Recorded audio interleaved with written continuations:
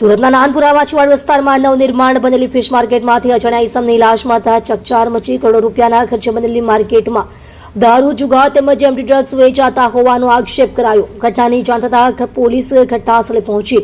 માછી સમાજ દ્વારા વારંવાર રજૂઆત કરવા છતાં પણ ફિશ માર્કેટ ચાલુ કરાવાતી નથી. સુરત મ્યુનિસિપલ કમિશનર પાસે માર્કેટ ચાલુ કરાવવા વિનંતી કરાઈ. કરોડો રૂપિયાના ખર્ચે બનેલી માર્કેટ હાલ ખંડેર હાલતમાં. છેલ્લા 13 વર્ષ તૈયાર થઈ ગયા પછી પણ અત્યાર સુધી માર્કેટ બંધ હાલતમાં. જોતા રહો શ્રમિકો કી આવાज ન્યૂઝ ચેનલ. રિપોર્ટર શ્રીરામ સિરસાટની સાથે. શ્રમિકોને કોઈ પણ સમસ્યા હોય તો ઉધના 3 રસ્તા વિમલ ગાર્મેન્ટ્સના ઉપર ઓફિસ પર સંપર્ક કરવો. શું કહેશો આજે એક ડેડ બોડી? નમસ્કાર, મારું નામ વિક્રમ કહાર છે.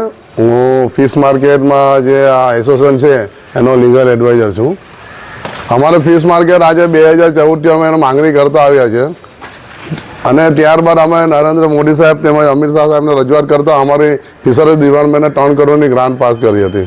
એ ગ્રાન્ટ પાસ કર્યા પછી એસએમસી દ્વારા સુરત મહાનગરપાલિકા દ્વારા માર્કેટ બનાવવામાં આવી હતી. આજે માર્કેટ બની ગયા 10 થી 13 વર્ષ થઈ ગયા, તેમ છતાં પણ અમને પોઝિશન આપવામાં આવ્યું નથી. અમારી વારંવાર રજૂઆત ના થવાના કારણે તેમ છતાં પણ એ લોકો અમારી વાત પર કોઈ ધ્યાન આપતા નથી. અમે કેટલા કોર્પોરેટર પાસે જઈને, ધારાસભ્ય પાસે જઈને, કોર્પોરેશનના અધિકારીઓ પાસે જઈને વારંવાર રજૂઆત કરીએ કે ભાઈ અહીંયા ખોટા ધંધા ચાલે છે, બંધ રહી છે. રાતના લોકો દારૂ પી છે, ચરસ પી છે, ગાંજો પી છે, અહીંયા મારામારી થાય છે, રેપ થાય છે, મર્ડર થાય છે કે પછી કોઈ પણ અજાણ્યા માણસ અહીંયા આવીને રોકાય છે.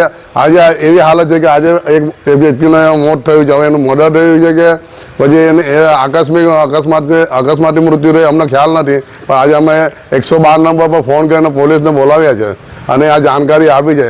એટલે મારા કોર્પોરેશનના અધિકારીઓને અને કોર્પોરેશનના કમિશનર સાહેબને એક જ મારી રિક્વેસ્ટ છે કે અમારી જે 80 દુકાનો છે અમારા વેપારીઓની, એ તાત્કાલિક ઉદ્ઘાટન કરીને અમને પોઝિશન આપે, જેના કારણે આવા ખોટા ધંધા બંધ થઈ જાય.